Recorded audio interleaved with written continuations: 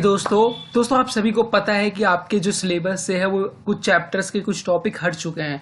तो दोस्तों यहाँ पे आज मैं बात करने वाला हूँ मैथ्स की। मैथ्स में कौन से चैप्टर के कौन सा टॉपिक रिड्यूस हुआ है, मतलब वहां से डिलीट हुआ है, और उनसे आपके एग्जाम में, आपके मार्क्स में और आपके टॉप करने में कितना इफेक्ट पड़ेगा, मतलब कि आपके क्वेश्चंस किस तरीके के आएंगे, उस हिसाब से आज इसमें हम एनालाइज करेंगे। तो सबसे पहले हम देखेंगे कि कौन कौन से टॉपिक हट चुके हैं और उनमें से क्या डिफिकल्टी पार्ट हटा है या जो आपका इजी लेवल का हटा है, कि जहां से क्वेश्चन आते हैं वो वाला टॉपिक हटा है या जहां से क्वेश्चन नहीं आते हैं वो वाला टॉपिक आपका हटा है। तो सारी जानकारी आज की इस वीडियो में देंगे और देखेंगे कि कौन सा, मतलब आपके लिए जो सिलेबस जो कम हुआ है, क्या आपके लिए इससे कुछ फायदा है या आपके लिए कोई फायदा नहीं है। तो देखिए दोस्तों, मैं आज मैथ्स की बात करने वाला हूं जिसमें सभी चैप्टर्स को और जो इनके टॉपिक हटे हैं उन सभी की बात करेंगे। तो सबसे पहले हम देखेंगे यहाँ पे रिलेशन एंड फंक्शन, जो कि यूनिट है आपकी। इस यूनिट में दो चैप्टर आते हैं जो कि रिलेशन एंड फंक्शन और इनवर्स ट्रिग्नोमेट्री फंक्शन। तो सबसे पहले अगर रिलेशन एंड फंक्शन की बात की जाए तो composite function and inverse of a function, इन दोनों टॉपिक से एक क्वेश्चन आपको एग्जाम में मिलता ही मिलता था। इनवर्स ऑफ अ फंक्शन आपको प्रूव करने के लिए मिलता था। तो यहाँ पे क्या हुआ, आपके पास एक बहुत अच्छा वो है कि एक 4 मार्क का क्वेश्चन जहां से आता था वहां से हट चुका है। देखो, इस जो चैप्टर्स में है वो आते हैं कुछ काउंटिंग्स के जो क्वेश्चंस आते हैं। अब उसमें से आपका कंपोजिट फंक्शन जो कि फॉग ऑफ पूछा जाता था, एक 1 मार्क में आपसे पूछ लिया जाता था या 3 मार्क्स में ऐसे आपसे पूछ लिया जाता था। तो यहाँ से ये दोनों से एक क्वेश्चन आपको, कम से कम आपको एक क्वेश्चन मिलता था यहाँ से। तो वो एक क्वेश्चन आपका हट चुका है, मतलब 30% सिलेबस में आपका रिलेशन फंक्शन से एक क्वेश्चन आपका हट चुका है। तो दोस्तों यहाँ से मेनली क्वेश्चन पूछे जाते थे। तो रिलेशन एंड फंक्शन में यहाँ से ये दो टॉपिक हटाने के बाद यहाँ पे बहुत कम आपका सिलेबस बच जाता है। तो आपके जो मेन टॉपिक है वो हटा दिए गए हैं। उसके बाद आता है ITF, inverse trigonometry function, graph of inverse trigonometry function. यहां से आपके पास कोई ग्राफ नहीं आता था, ITF का ग्राफ आपके पास कभी नहीं पूछा जाता था। तो इसमें क्या है, आपके पास ग्राफ हटा दिए गए हैं। उसके बाद elementary property of inverse trigonometry function, जो कि कुछ एलिमेंट्री प्रॉपर्टीज होती है वो आपकी हट चुकी है। तो इसमें क्या है, आपके पास कुछ एक दो क्वेश्चन जो कि बहुत कम यहाँ से ऐसे पूछे जाते थे। ये दोनों टॉपिक ऐसे हैं जहां से क्वेश्चन कम पूछे जाते हैं। तो graph of inverse trigonometry function यहाँ से तो क्वेश्चन पूछा ही नहीं जाता था, और elementary property of inverse trigonometry function यहाँ से कभी कभी कोई प्रॉपर्टी पे क्वेश्चन आ जाता था, तो यहाँ से भी अब क्वेश्चन नहीं आएगा। मतलब ITF में अब मेन टॉपिक है और वहीं से क्वेश्चन आने वाले। अब आपके पास कम सिलेबस है और आपको पता है यहीं से आपके पास एग्जाम में क्वेश्चन आने वाले हैं, तो आपके मार्क्स ज्यादा स्कोर करने की आपकी जो क्षमता है वो बढ़ जाएगी। मतलब आप यहाँ पे ज्यादा स्कोर कर सकते हो। जब 100 में से आपके पास 80 में से आप 60 करना, स्कोर करना चाहते थे, अगर आप 60 वहां पे कर लेते, तो अब इस टाइम आप 80 में से 95 तक आप स्कोर कर सकते हो। 100 में से आप 95 मतलब स्कोर कर सकते हो। तो आपके लिए इजी हो गया कि आप यहाँ पे स्कोर कर सकते हो। उसके बाद है मैट्रिक्स एंड डिटर्मिनेंट। आपके पास मैट्रिक्स और डिटर्मिनेंट आता है। अब मैट्रिक्स और डिटर्मिनेंट में आपके पास ऐसा क्वेश्चन है जो यहाँ से हट चुका है, जो कि आना ही आना था। तो सबसे पहले existence of non zero matrix whose product as a zero matrix, यहाँ से कभी कोई क्वेश्चन नहीं आता था। ठीक है, तो यहाँ से कभी कोई क्वेश्चन नहीं आता था, ये हट गया, कोई दिक्कत नहीं है।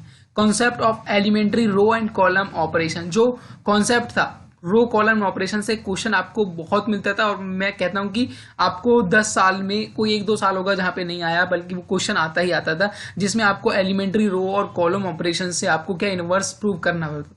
अब यहाँ पे लिखा हुआ है concept of elementary row and column operation हट चुका है, तो वो क्वेश्चन भी हटने के चांसेस है, और अगर जैसा भी होगा हम आपको बता देंगे। उसके बाद proof of the uniqueness of inverse if it exist. तो यहाँ पे यहाँ से क्वेश्चन आता था, मतलब 50% चांस थे कि यहाँ से क्वेश्चन आता था, तो ये भी आपका यहाँ से हट चुका है। तो यहाँ से भी आपको पढ़ने की जरूरत नहीं है। उसके बाद है determinant, properties of determinant. Main part को ही इन्होंने हटा डाला। डिटर्मिनेंट में प्रॉपर्टीज, डिटर्मिनेंट की प्रॉपर्टीज ही यहाँ पे मेन है, जो कि आपको देखी जाती है। अब इसमें इसके बाद क्या बचेगा, एडजॉइंट बचेगा, माइनर्स बचेंगे और छोटी छोटी चीजें बचेंगे। बट अगर प्रॉपर्टीज ही नहीं होंगी तो मैं कह सकता हूं कि यहाँ पे आपके पास अब कुछ नहीं बचा है। उसके बाद consistency, inconsistency, number of solution, system linear, मतलब यार डिटर्मिनेंट में इन्होंने सब कुछ हटा दिया। मतलब बहुत छोटी छोटी चीजें बची है। मेन जो पार्ट था जहां से क्वेश्चन आते थे, जहां से क्वेश्चन अच्छे बन सकते थे, वहां से इन्होंने टॉपिक हटा दिए गए हैं। तो मैं यही कहूंगा कि डिटर्मिनेंट में अब आपके लिए कुछ नहीं बचा है। आप डिटर्मिनेंट को सबसे बाद में पढ़ सकते हो और इसमें पूरा स्कोर कर सकते हो, क्योंकि छोटे छोटे टॉपिक्स यहाँ पे बचे हुए हैं। अब आता है जो मेन हमारा चैप्टर आते हैं, जो यूनिट है कैलकुलस। अब देखिए कैलकुलस में तो आपका, मेरे को लगता है कि जैसा मजा आ जाएगा बिल्कुल। सबसे पहला क्वेश्चन जो कंटिन्यूटी एंड डिफरेंशियबिलिटी में Rolle's, Lagrange's mean value theorem, Rolle's mean value theorem और लैग्रैंजेस मीन वैल्यू थ्योरम, देखो दोनों मेन टॉपिक यहाँ से हटा दिए गए। एक क्वेश्चन आपको रोल्स थ्योरम पे मे भी मिलता है, रोल्स थ्योरम पे आपको एक क्वेश्चन मिलता ही था, तो आपका एक क्वेश्चन यहाँ से गया, और लैग्रैंजेस मीन वैल्यू थ्योरम। देखो दोनों यहाँ पे टॉपिक बहुत अच्छे इंपॉर्टेंट थे और जिनसे क्वेश्चन आता था, एक क्वेश्चन इन दोनों में से आता था, तो यहाँ से हट चुका। देन उसके बाद आता है application of derivatives, rate of change of bodies and use of derivatives in approximation. देखो दोनों टॉपिक कितने ज्यादा मतलब आपके जो क्वेश्चंस आते हैं वो वाले टॉपिक नहीं है जहां से बहुत ज्यादा क्वेश्चन आते हैं, या कुछ ऐसा कि 90% चांस है यहाँ से क्वेश्चन आते ही आते हैं। तो मतलब ये जो टॉपिक हटे इनसे आपको कोई इफेक्ट ज्यादा पड़ना नहीं चाहिए। तो एप्लीकेशन ऑफ डेरिवेटिव से ज्यादा कोई आपका ज्यादा नुकसान नहीं हुआ है। उसके बाद आता है इंटीग्रल्स पे। देखो इंटीग्रल्स में आपका दो क्वेश्चन, यहाँ पे दो इंटीग्रेशन, दो टाइप की इंटीग्रेशन हटे हैं, पहला ये, दूसरा ये, और उसके बाद एक क्वेश्चन जो आपका 5 मार्क्स में आता ही आता था, 6 मार्क्स में, define integral as a limit of sum. यार ये क्वेश्चन ना 6 मार्क्स में या 5 मार्क्स में जैसा भी आपका है, आपका एक क्वेश्चन आता ही था, लॉन्ग क्वेश्चन आता था। तो ये क्वेश्चन आपका हट चुका है। जो बंदे क्या होता है कि कुछ लोग होते हैं जिनको मतलब ये थोड़ा क्वेश्चन ना कैलकुलेशन जैसा टाइप का है, तो कुछ जो स्टूडेंट्स है वो कैलकुलेशन में अच्छे होते हैं, तो वो define integral as a limit of sum question को बहुत अच्छे से कर लेते हैं। बट कुछ लोगों को ये ज्यादा आसान लगते हैं as a comparison to limit of a sum. तो ये क्वेश्चन यहाँ से 100% श्योर होता था कि ये क्वेश्चन आएगा ही आएगा।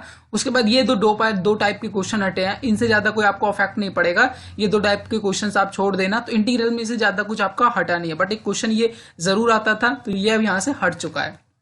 उसके बाद है आपका application of the integral, area bounded by area between any of the two above shade curve. तो ये आपके दो कर्व, जो शेड कर्व है, शेडेड कर्व, ठीक है, तो उनके बीच का जो एरिया है वहां से क्वेश्चन हट चुका है, इसमें भी कोई ज्यादा खास नहीं है आपका, ठीक है। उसके बाद है फिफ्थ, जो कि फिफ्थ आपका है डिफरेंशियल इक्वेशन। अब डिफरेंशियल इक्वेशन में देखिए, formation of differential equation whose general solution is given. देखो formation of differential equation whose general solution is given, आपको जनरल सॉल्यूशन दिया, उससे आपका क्या डिफरेंशियल इक्वेशन बनाना है, क्वेश्चन ऐसे आते थे क्वेश्चन।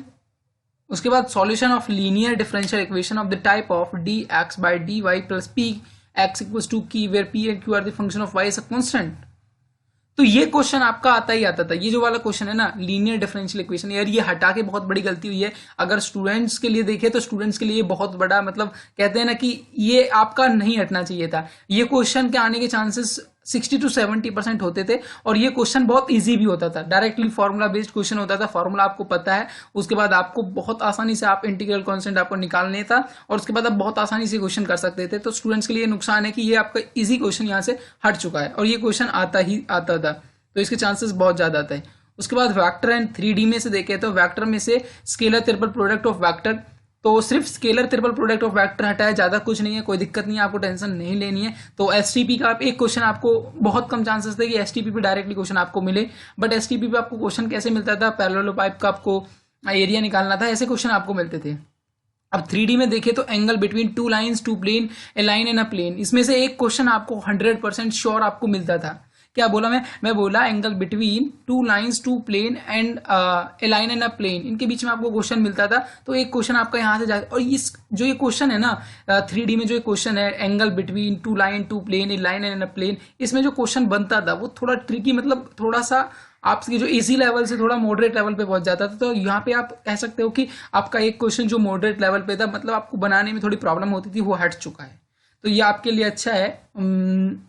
मेरे हिसाब से अभी तक जो क्वेश्चंस हटे हैं वो आपके लिए सही है, बट कुछ क्वेश्चंस आपके जो इजी क्वेश्चंस थे वो हट चुके हैं। उसके बाद एलपीपी में, लीनियर प्रोग्रामिंग में देखिए mathematical formulation of LP problem, unbounded problem, unbounded जो प्रॉब्लम है वो हट चुकी है, मतलब आपके लिए मजे ही मजे है। एलपीपी में आपका 6 मार्क पक्के है।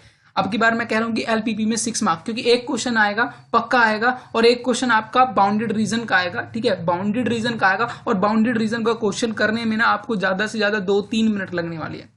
अगर आप कैलकुलेशन अच्छी करते हो तो आपको 2-3-4 मिनट में आपका क्वेश्चन सॉल्व हो जाएगा, वरना आपको हो सकता है थोड़ा ज्यादा टाइम लग जाए। तो एलपीपी में आपके लिए बहुत अच्छा फायदा है। प्रोबेबिलिटी में देखें mean and variance of random variable and binomial probability distribution, तो आपका एक क्वेश्चन यहाँ से आता था, तो वो भी हट चुका है।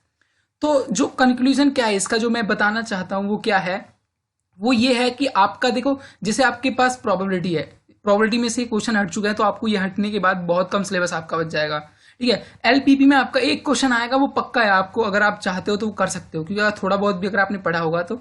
ऐसे ही 3D, मतलब जो आपका मेन जो चेंजेस है वो आपके, देखो रिलेशन एंड फंक्शंस में से 2 टॉपिक हटा दिए, 2 मेन टॉपिक हटाए गए आपके। उसके बाद मैट्रिक्स में भी आपके 2 मेन, एक मेन टॉपिक हटाया जो कॉन्सेप्ट ऑफ एलिमेंट्री रो। उसके बाद डिटर्मिनेंट में तो आपका ऐसा लगता है कि पूरा ही खत्म कर दिया, मतलब जो बड़े बड़े क्वेश्चंस बनने थे डिटर्मिनेंट से वो खत्म ही कर दिए। कैलकुलस में ऐसा कुछ ज्यादा खास इन्होंने नहीं निकाला है, बस कंटिन्यूटी एंड डिफरेंशियबिलिटी में Rolle and Lagrange's mean value theorem को निकाला है, मतलब ये ज्यादा हो गया है। इंटीग्रल में भी आपका एक क्वेश्चन आता था, अगर ये बहुत से स्टूडेंट्स को एक मतलब बकवास कहते हैं, वो लगता है कि यार ये क्या क्वेश्चन है, मतलब थोड़ा सा बहुत ज्यादा कैलकुलेशन हो जाता है। तो उसके बाद इसमें ज्यादा कुछ नहीं है, बस एक क्वेश्चन, इजी क्वेश्चन यहाँ से हटाया गया है। मतलब अगर टोटली आप सोचे कि आपका 30% में आपका बहुत सारा सिलेबस आपका काट दिया गया है, तो मैं कहता हूँ कि ये सिलेबस आपका जो कटा है वो आपके लिए भी अच्छा है और टीचरों के लिए भी अच्छा है, क्योंकि देखो आपके पास कम टाइम है, तो ये एक अच्छी चीज है। आप जो स्टूडेंट्स हैं, जहाँ जो टॉप करना चाहते थे, मैथ्स में फुल मार्क्स लेके आना चाहते थे, वो लेके आ सकते हैं इस बार। मैं गारंटेड बोल सकता हूँ, अगर आप अच्छे से तैयारी कर लो तो आप जो 100/100 आप कर सकते हो। तो दोस्तों यही थी आज की वीडियो, जो कि मैंने एनालाइज किया, मैंने बताया कि कौन कौन से टॉपिक जहाँ से क्वेश्चन आते थे वो हटे हैं, या जो जिनका कोई मतलब नहीं था चैप्टर में वो हटे हैं। तो दोस्तों फिर मिलेंगे एक नई इंटरेस्टिंग वीडियो के साथ, तब तक के लिए best of luck for exam and thank you for watching this video.